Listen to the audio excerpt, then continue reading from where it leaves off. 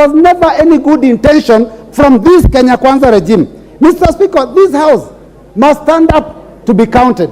And this House must listen to the voice of Kenyans. Over 93% of Kenyans have said we reject the finance bill. 93% of Kenyans, those that voted for us. Mr. Speaker, I am shocked that members of the House can stand up and say, despite the fact that our voters are unhappy with the bill, we shall continue and vote in its support. Mr. Speaker, yes, there's a point of order from the majority leader. There shouldn't be point of order. It is part of your debate.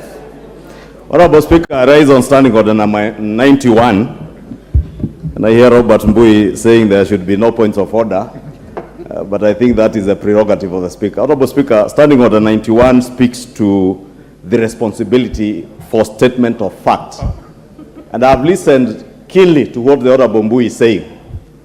And Honorable Speaker, you did invite us to debate the finance bill, and it's only imperative on us that when we debate the finance bill, we restrict ourselves to facts that are in the finance bill and not use this opportunity, Honorable Speaker, to deliberately mislead the country or play to the gallery.